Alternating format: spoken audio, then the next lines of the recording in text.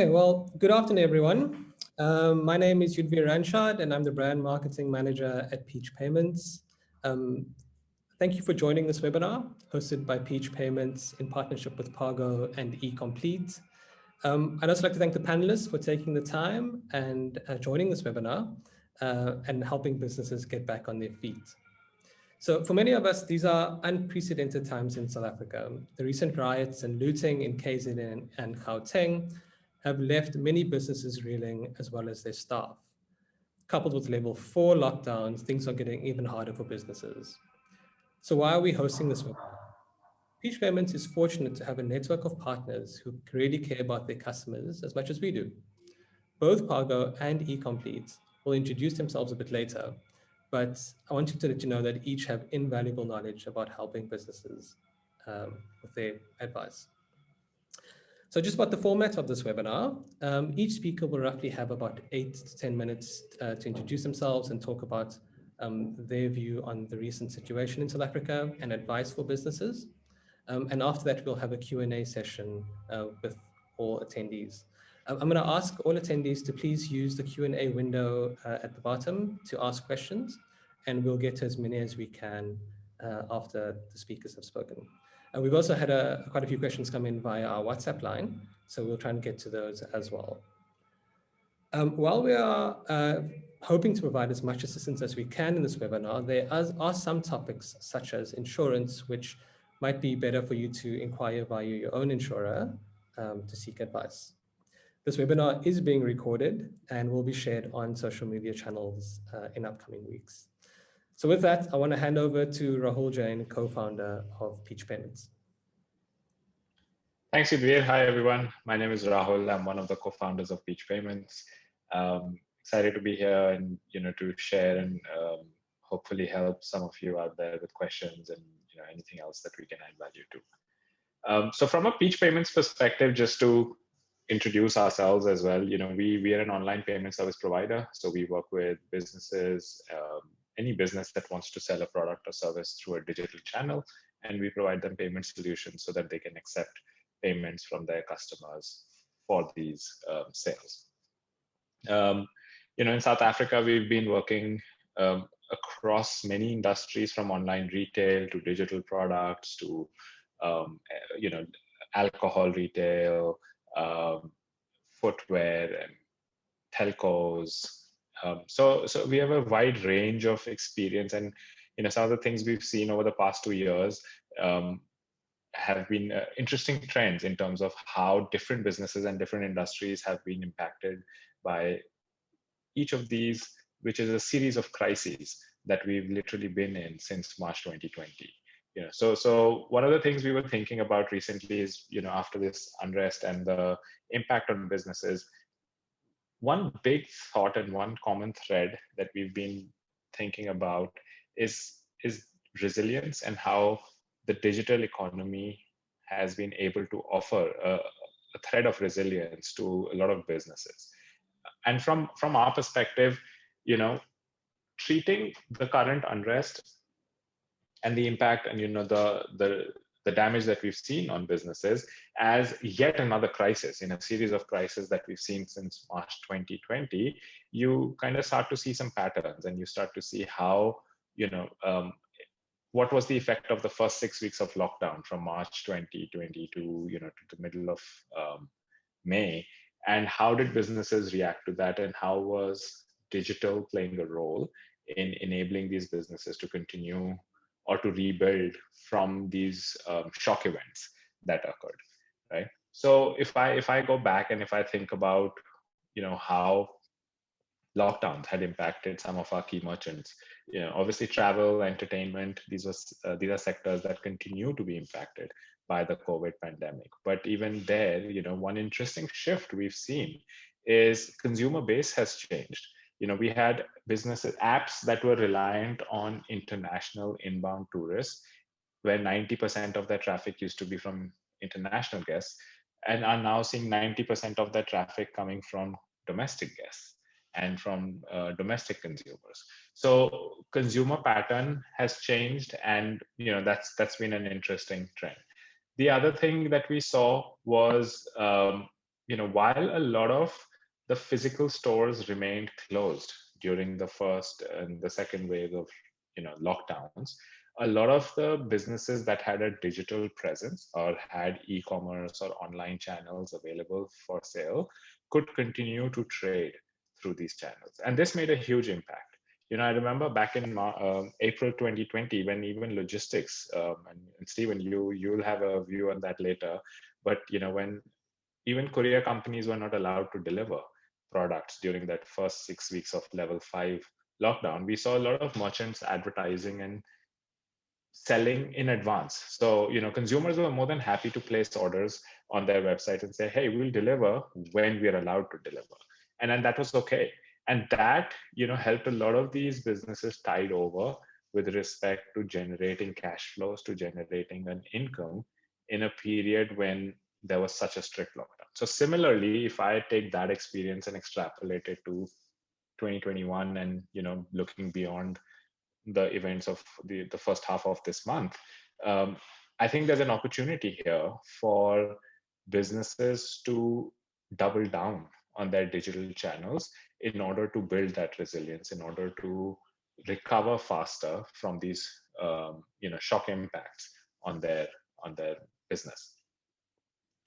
Um, there's while there's still a lot of uncertainty in the political sphere, we are also seeing uncertainty around, when do we actually get to open the physical stores? When do we actually get to rebuild?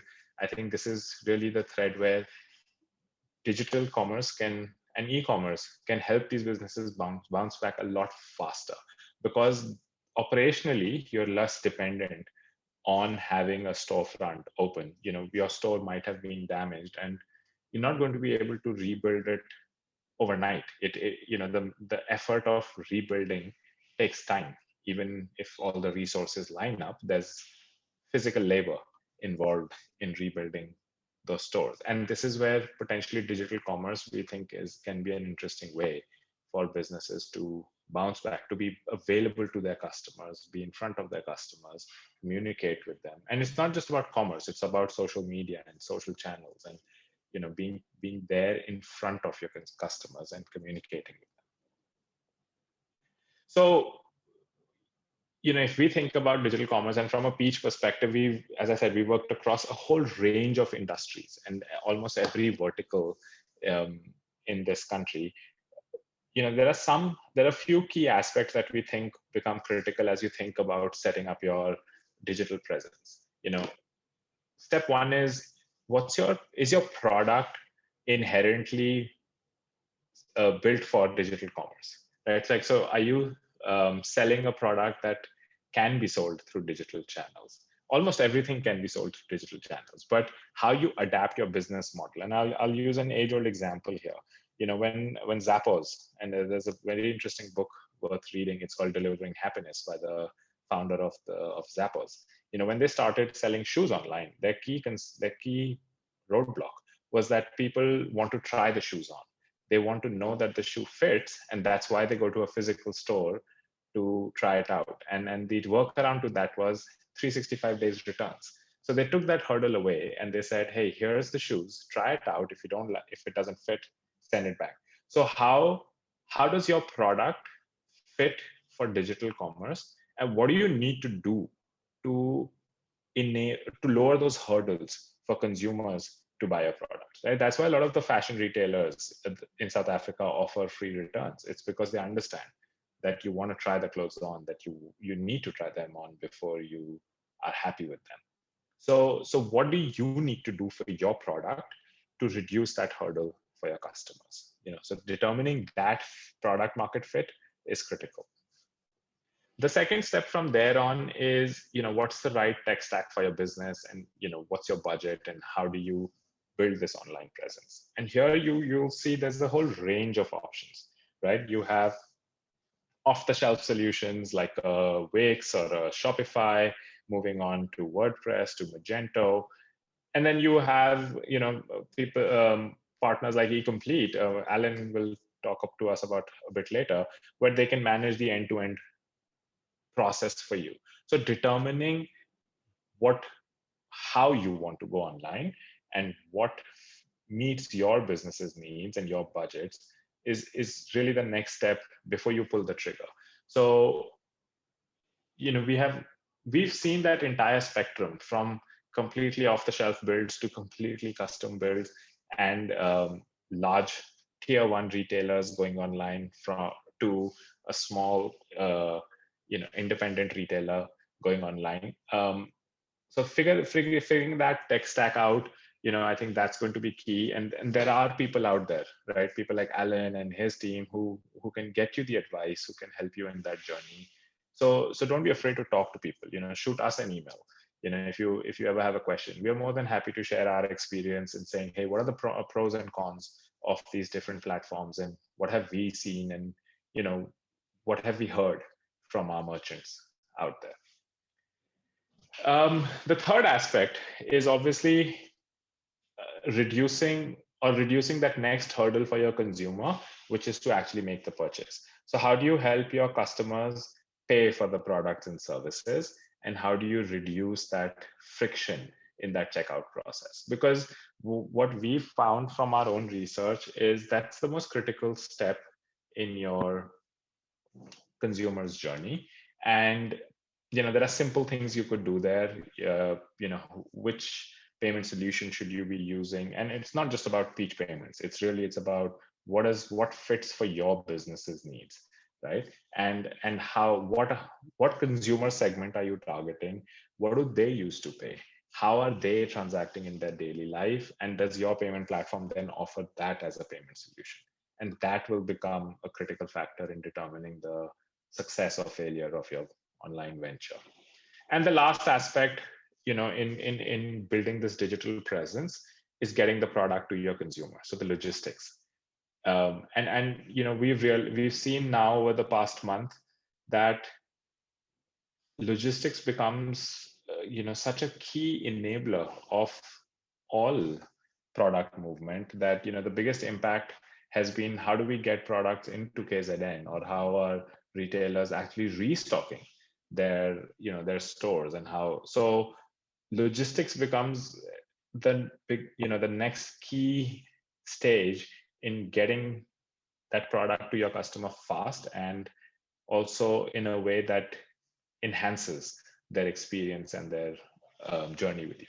So on that note, I'll pass it on to Stephen from Pargo, the logistics experts out there, to share their experience a little bit and tell us about how are you guys dealing with just the events of the past month, and what's your advice to businesses out there. Great, thanks, Rahul. Thanks very much, and lovely to be here with you all. Let me give you a brief overview of who Pargo is and what we do. Pargo is essentially a tech-based business solving last mile delivery issues that are faced in South Africa. South Africa has some unique challenges in getting goods out to customers.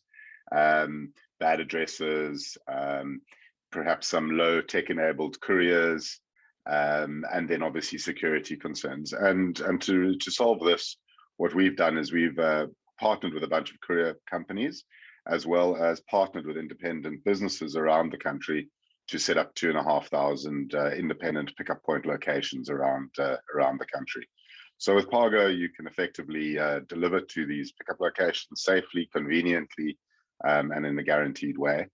On top of that, we've extended the tech that we built to enable businesses, both large and small, to do click and collect within their own stores.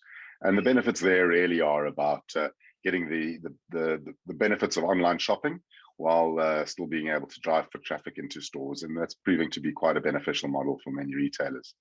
So that's a brief overview of us. Let's talk a little bit about last week. I think in the logistics world, it was quite a hectic week. With Pargo, we're impacted on a bunch of different levels. We've obviously got our clients, the retailers or the online retailers, who need to get their goods out to their customers. We've got the couriers who have to do the transport, and then of course we've got our pickup points, which are a combination of chains such as Clicks as well as independent retailers. And unfortunately, everybody was hit really, really hard. So within the affected areas, Shops were closed, warehouses had to be closed, couriers couldn't get in and out, and of course, many of our pickup points had to be closed. So it became a week of a lot of communication, a lot of understanding what was going on. Our courier partners were sending us daily updates of which routes they were going on and which were closed. To be quite frank, they were severely affected in the KwaZulu-Natal area, with both of our courier partners losing their main hubs within the Durban area, both completely ransacked and burnt to the ground, to the extent that one actually lost all their bakkies and trucks as well, as the looters used those bakkies to take the goods away. They've been exceptionally fast at setting up again. They've moved to different locations within the province and are pretty much back up and running. We had to deactivate a lot of our pickup points and communicate to customers where there were going to be issues. So how do you get this right? What advice can we give you? Well, I think building from what Rahul has said is building your digital business and or refreshing your digital offering is absolutely important. And that does mean establishing a great fulfillment strategy that can meet your needs, but also be resilient to these sorts of times. So I think, my recommendation is rethink some of the traditional models that you've used to use fulfillment and get the best of both worlds in both digital and bricks and mortar. Click and Collect offers you an opportunity to welcome customers back into your stores, as well as enhancing your digital offering. Where you've currently got logistics partners, I do hope they've been communicating well with you. If not, get in touch very, very fast and understand what their turn-on strategies are. Things are getting back to normal for them relatively fast, but it's important to know so that you can communicate to your customers. Where we have seen some levels of interesting success is some of our clients who are utilizing our technology for Click and Collect in their stores have been able to use the same technology to fulfill orders from those stores. So what that's done is where one warehouse or one store has lost its ability to deliver, they've been able to shift fulfillment into other stores. So very much diversifying their risk. So you can pretty much use stores as many warehouses, if you like. So, some of the key takeaways for us as a business, coming from a very rough week for many people, was something we saw very much from the couriers as well as the stores, was a safety first approach. There is nothing worth risking there's nothing that is worth saving that puts a life or a human being at risk. Keeping your employees and your customers and partners safe should be your top priority. At the end of the day, these are the people who are going to be rebuilding after the crisis, and there is always after a crisis. The second is keeping your logistics partners close. You need to know exactly what is going on at all times, where they are, what they can achieve. And that takes me sort of to the third point, is a detailed crisis communication plan. Here, it's act fast and over communicate. Now, there will always be some that aren't happy with your service, regardless of what's going on. We actually had a irate client phone us up to ask why her goods hadn't been collected from her warehouse. She had been completely oblivious to the news, and she soon apologized and backed down once she realized what was going on. I think also what we're seeing is an incredible community spirit, and that's come through what was happening during last week, as well as in the rebuild and the cleanups that's happening. And that's something to harness. I think all great businesses, especially small businesses, are able to harness a good, strong community. And I think it becomes also important for all of us South Africans to understand that what went on last week was not just about politics or just about people throwing oil, but there is a deep, let's call it burning embers of poverty and so on in this country. And I think we all owe it to our communities to lift it. We can't rely on government to just do that for us. I think despite what happened, is don't lose sight of your vision. I think in terms of understanding where your digital vision needs to be and how you're going to fulfill that vision, it's very important. But understand what you do and stay focused on what you can achieve. It's the best way to leverage what you've already built and come out of the hard times a little bit better. So with that, thank you very much. I will then hand over to Allen, who will tell you how to build it all. Great, thanks for that. Hi everyone, my name's Allen Jaffe. I'm the founder of eComplete. We offer a fully managed end-to-end e-commerce solution for brands and retailers that takes care of everything from click to delivery. Our business offers commerce as a service. It's a managed layer, and we use best of breed components and partners, two of which are on this webinar, which is Peach and Pargo. So we have many clients who lost stores.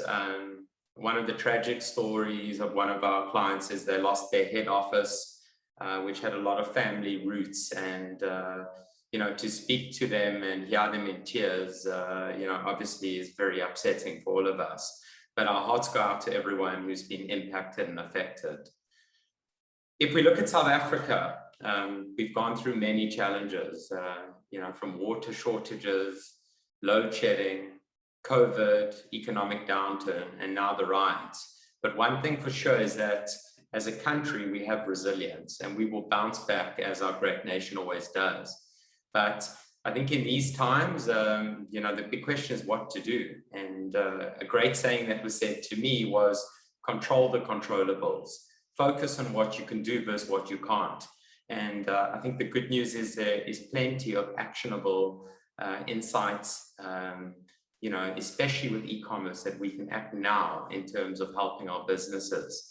So our passion is definitely e-commerce, and pre sort of COVID, we were definitely promoting and evangelizing e-commerce, that it should be your #1 store. And I think with what's gone on with COVID, you know, we saw sort of in 3 months, we saw 3 years growth. And obviously the question that's asked is, you know, that's amazing, that was COVID, what about now? So with this, call it forced adoption, people have gone online and, you know, who potentially were on the fence and now they're actually transacting. So we've seen a slight dip, but we've seen that the net gains have stayed with the majority of our clients. And in some extreme examples, clients tripling revenue last year. So, you know, very, very interesting.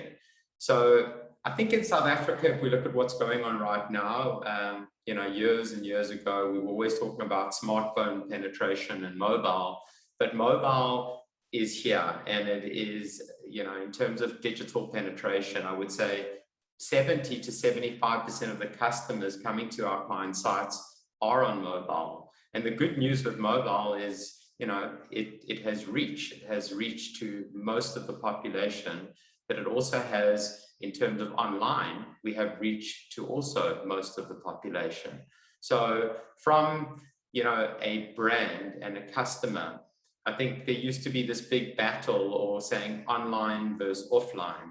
But I think what's happened is the way customers consume the brand is not single dimensional, it's multi-dimensional. And from a call it multi/omni-channel perspective, you know, people are looking online, then going into store, they're going into store and then going online. And especially when people have damaged retail and shop fronts, the key is getting these people online right now. So obviously that's all well and said, but in terms of, you know, from everyone here, there are probably 2 types of customers or business owners. There's obviously going to be, you know, the first part are people that are not selling online. And obviously the big question is, now what? What do we do? And I think the key thing is that we work with retailers, and one thing we find with retailers is that what makes them sustainable is that they have brand equity, they have existing customers, and those customers now can be, call it, pivoted or shifted towards online. With what Rahul was saying about Zappos and delivering happiness, also one of my favorite books, but the core principle that they actually applied was from the lean startup, where they put product online, where they actually went to the high street retailers and said, if we sell a product, we'll give you a commission. But they had no logistics in place. They had hardly anything. But from a sort of product fit, what they did is got product onto a website, and from there, assessed if people would buy. And I think the key thing that take home and take out is that if people are buying offline, they will have the same propensity to buy online, assuming you're selling something that is very, very difficult, like for example a car that you would want to actually see offline. So, but by the way, people are buying cars online. So I think the key thing, the step one for me, is first assess your existing brand equity. Most companies out there have a website. They have existing traffic. They have existing customers on a database, who bought from them. They have social media channels. And for us, going online, they are already online. But if we could use the word or phrase e-commerce enabled by adding a buy now button, you have quite an easy shot at converting customers pretty quickly. And now I know it's a daunting task, and people are saying, well, how on earth, where do we even start? And I think, like Rahul mentioned, platforms like Shopify allow a customer or a business to get online so quickly, very, very quickly. And also, a lot of people out there are self-taught, and there's an amazing group on Facebook called the Insaka E-commerce Academy, which I recommend you all join. They do have courses, but there's a community of thousands of people like-minded who are all sharing their experiences, and believe it or not, the wheel's already been invented, so you don't have to reinvent that. But there are also companies out there in terms of going to them to get online, but I think the time is now. In terms of companies that are already selling online, Rahul said a saying there that I also liked, it's doubling down. But I think one of the things that we see, which is like a double-edged sword, is you must make sure that online is your flagship store and that you've got your complete range. And your complete range online is actually a daunting process because you need spreadsheets and images and descriptions. But for me, online should be your flagship store, and I would invest, like the first investment would be making sure that your product range is online. Number two is, just ensuring your products online is not necessarily going to get you a conversion. You also have to see that you are competitive. The South African consumer shops around, they look at price, they look at your delivery options. If one company's free delivery and you charging, guess where they're going to go? And also returns. Customers are sometimes have anxiety around returns. And so, make sure you have a compelling returns policy. Customers that are bought from you are gold. They are the holy grail in this. And every time someone buys, you should be capturing an email. Obviously, be careful of papaya, that you don't spam, but it's a huge sort of nugget to have a customer database that you can email to. We've seen on the payment side, just as an example, instant EFT. The minute it was activated on one client, 18% of all transactions went to it. With Peach, we have a great sort of bouquet of payment options with anything from credit to installments to lay-by. So I think payments are critical. Not everyone has a credit card. I think everyone hopefully has a bank account, but I mean, there are definitely different payments. And I think South Africans, especially now, are distressed. And that's where credit and installment payments come into the fray as well. With Google Shopping, for those of you, I think you should have all seen Google Shopping. But the good news is you can get up and running pretty quickly. Within 24 hours, your ads can be live and you can actually be getting traffic there. With logistics, I think huge consideration. We've seen when Pargo is a shipping, call it option, as much as 40% of the transactions go there because of the locker network across South Africa. Some people live out in rural areas, and that's where Pargo has been amazing, but also click and collect. Click and collect into store is massive. It's not, sort of, some people think you order it and it's waiting on the sidewalk. There's sometimes a delay, but we've seen a huge uptake. And I think the key, just to close off, is traffic. You're going to need traffic to your site, but money spent without conversion is not feasible or sustainable. And that's, to me, the sort of cycle that needs to be, sort of rinse, repeat. Cool. That's me. Okay, thanks, Allen. Well, thanks to all the panelists. Everyone had fantastic input, and I hope it is of great use to the businesses listening. Like I said at the beginning, the Q&A is there for people to ask questions, so please feel free to, and we can direct them to the relevant panelists. But we do have questions that came in via WhatsApp line, which we set up. So I think I'm going to go there first, and Allen, just because you finished, I'm going to head one your way. So the question that came in is that I need to inform my customers that my products are online, but I don't have budget for TV or radio advertising. What is an affordable way to market my business? So I'll take quite a hard stance on this. I wouldn't recommend TV or radio. I would recommend digital. And I think the reason why I would recommend digital is because of the direct sort of relationship between paying and getting a transaction and a return. So with sort of Google and or Facebook advertising, you can get up and running pretty quickly. It's, you can advertise by product level. You can see what the return on investment is. If I've spent 100 Rand, how many sales have I got by product, or by actual campaign. So I think digital, the question that's often asked us is, how much should I spend? I think you need a budget. You can't sort of, limp in with 100 Rand, but if you spend a few thousand Rand, you can also measure the return on investment and based on those results.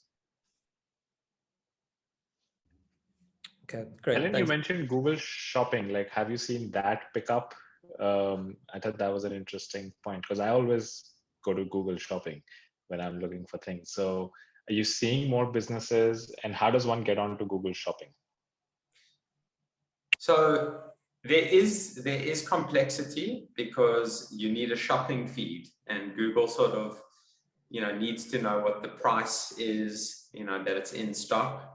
But for me, I mean, if you're searching, in the old days, you would type running shoe, in Google. Now you type the exact model, you can see an image, you can see the price, and good news is it's in stock. So for me, it's one of the primary mechanisms to generate revenue. Thanks, Allen. Just to follow up on that, Sonia in the Q&A has asked, how do I get traffic to my site? So I think similar situation. I mean, if we look at a funnel, there are probably three main mechanisms. One is going to be organic, SEO, search engine optimization, and that's all around getting your site ranked in Google. But I think also something that's often overlooked is original content and great site structure.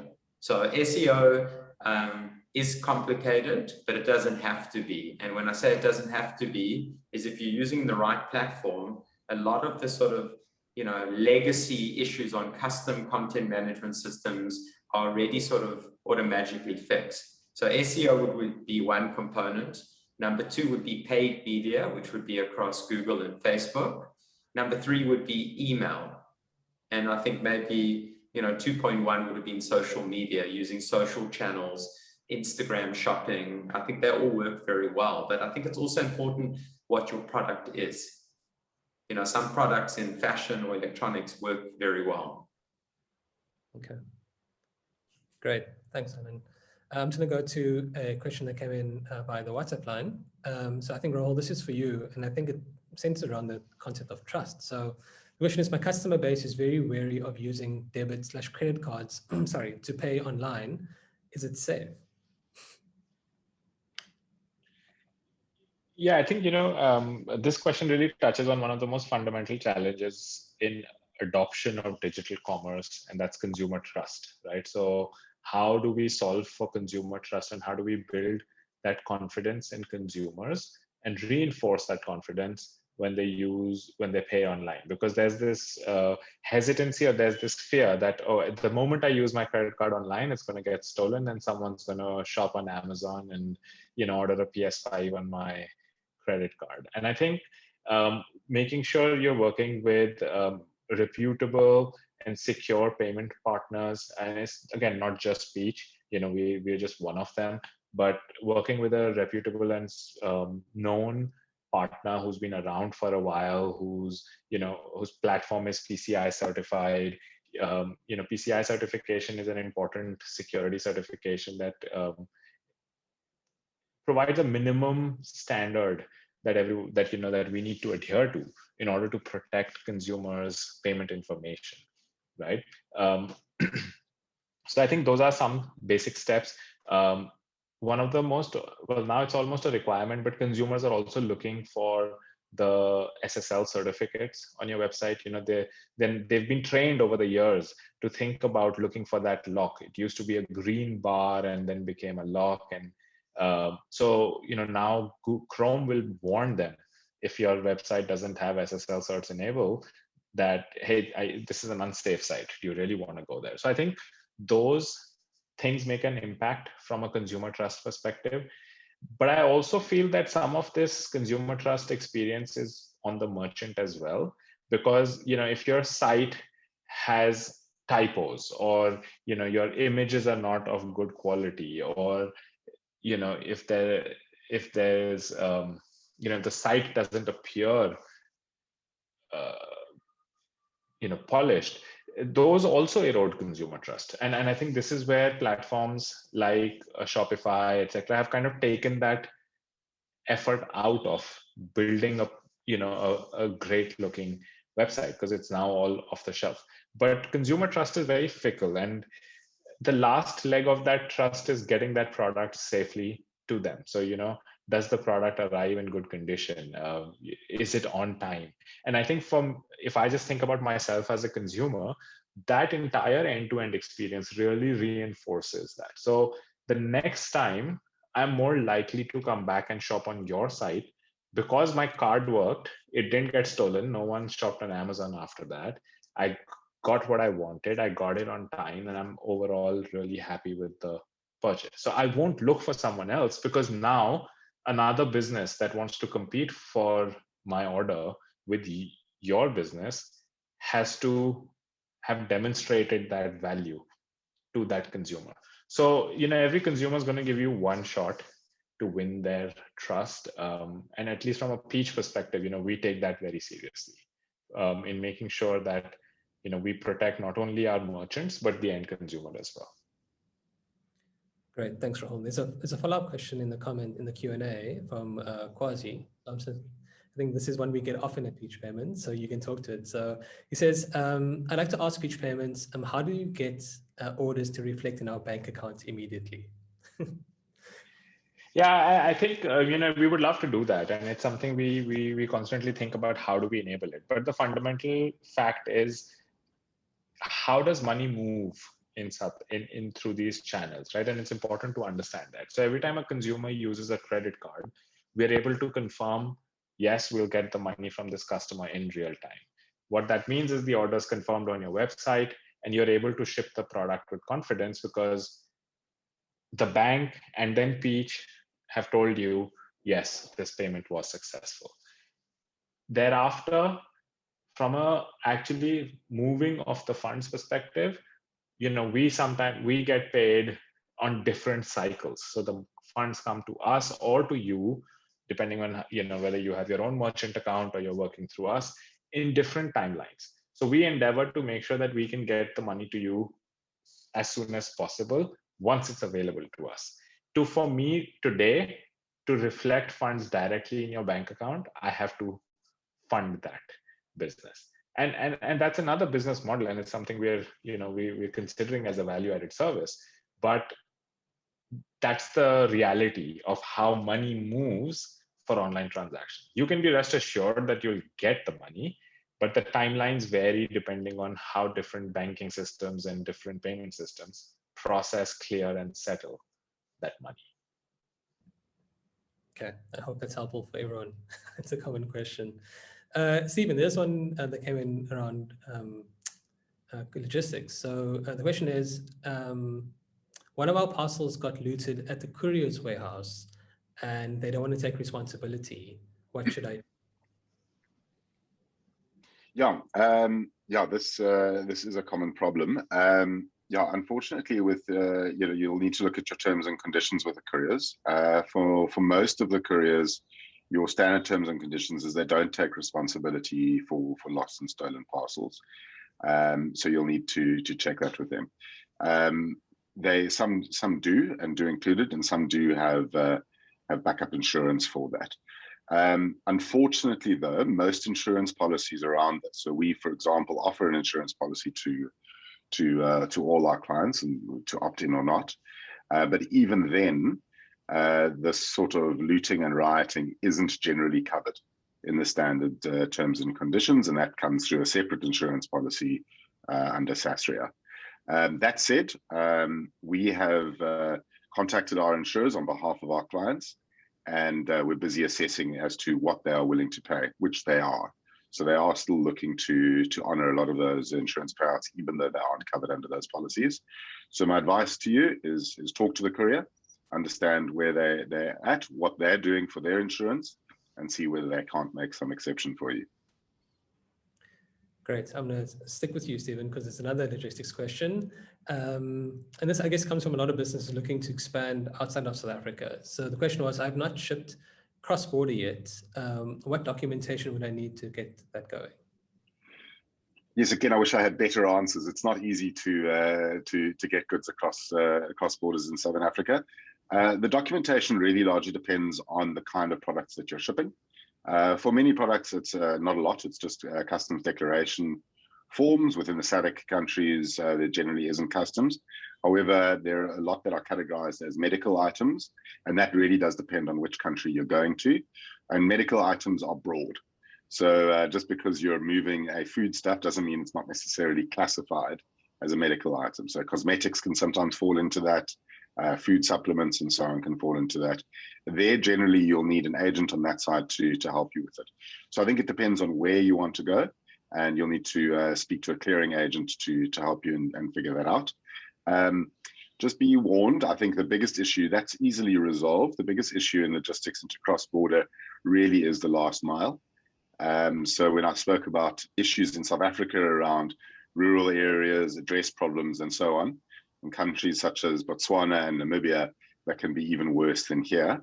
So it can become very expensive and not very reliable.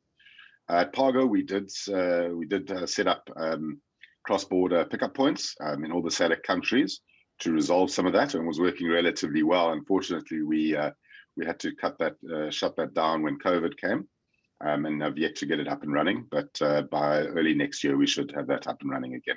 So I think, yeah, speak to the various crews. They should have answers for you as to what the paperwork is needed, and really does depend on your goods. Get some professional clearing agents to help you get things across the borders, and look out for your last mile. Okay.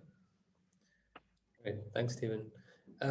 Allen, back to you. So there's two comments here, which I think you can help with. So the first is from Sonia, saying that, she finds that customers will often view something on her site, but then place the order directly through her.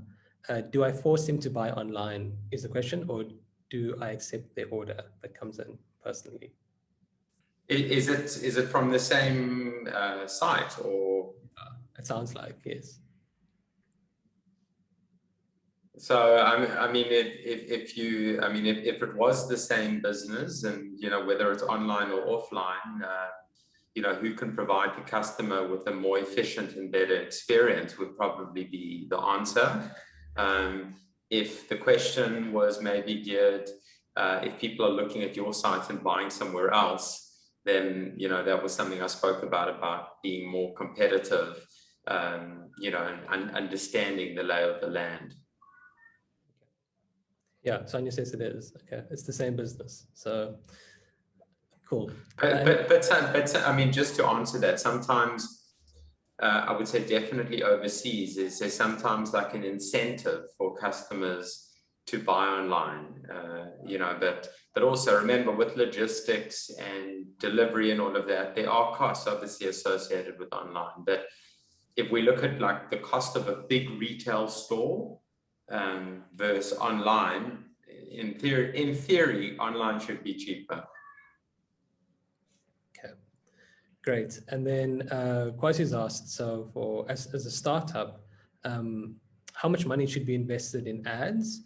And then which, from your experience, do you see the best performance for ads, whether it's Facebook, Instagram, Google, YouTube ads? So I think it's like a multi-pronged attack. Always a brand, like, the name of your company, believe it or not, is a low-hanging fruit, which you should always own your brand. And when I say always, there are companies out there who are buying competitor brand names, actual business names, and they're stealing customers. And you can, so that's a little bit of a deceptive, but everyone's doing it. But in terms of getting traffic to the site, I think what I would do is I see Facebook does convert very well, but so does Google Shopping. And the key thing for me is probably the most important thing is to build an audience. And once you have an audience, to remarket to that audience. So those are people who've looked at your product, but then left. And then those are those beautiful ads that are following you around to try entice you or convert you sort of over a window, whether it's like 7 to 10 days. So I think the key thing is it's like throw the net out there. You may get initial quick catches, but the ones that like a catch and release strategy are going to go out, and then the remarketing is going to get them. Great. Thanks, Alan. Okay, it doesn't look like there's any more questions, and we've been through quite a few of the ones that came in by the WhatsApp line. So I think we can, if there aren't any other questions coming through, I think we can wrap fairly soon. Any closing comments, Rahul, Stephen, Alan, just about, just two businesses who are in a difficult place at the moment. Closing thoughts. Stephen, you can go first. I think resilience and perseverance. It's been a hell of a rough ride, particularly for small businesses. I would say that if your head is at least bobbing close to the surface at the moment, you've weathered a really rough storm, and there's a bright future ahead. So keep resilient, keep strong, and we're going to emerge from this. Thanks. Rahul? I think just hearing everyone, like one thing that I realized during this conversation is, there's a lot of businesses out there that have made going digital easier and relatively easier compared to what it was 2 years ago. So it isn't as daunting as it used to be, and you got to get started somewhere. So, if I hear about what Alan said, you just need a few $1,000 a month in terms of testing out your advertising strategy, building out your audiences. These are doable numbers, right? So I would just encourage people to experiment, to try it out, because till you do, you don't know. And I think sometimes we get caught in these loops of analysis paralysis. So the best thing to break out of that is to just do it. Famous saying. Thanks, Rahul. Alan, closing thoughts. Just do it, powered by Peach Payments. So yeah, I agree with that. I think there's definitely, our business has been around accelerating people getting online from all the sort of mistakes and learning. It is complicated, but there's sometimes simplification of complication. And that means sometimes is, the most important thing is actually having a site where people can buy. And a lot of the time it's connecting the dots, and it's actually looking at, that you had and have a sustainable business. And, what I said earlier is that the customers are interacting with your brand online and offline. And this is merely a new opportunity for them to buy. So if you think about it, you're not reinventing your business. You're just exposing and adding a new channel to market that, in obviously all of our opinions here, is easier. You know, you don't need to get in your car, you know, WYSIWYG, what you see is what you get.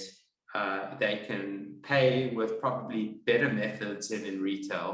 And you've got the assurance that the product has a supply chain network to get delivered. So in essence, key partners in the ecosystem all exist.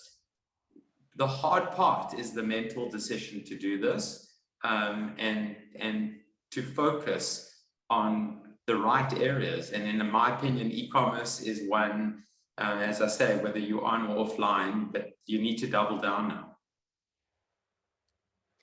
Okay, thank you so much. I think with that, we'll wrap up. So thank you everyone that's attended this webinar. I hope you found great value in it.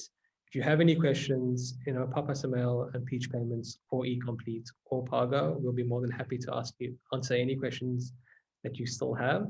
And yeah, stay strong and stay safe out there. Thank you for joining.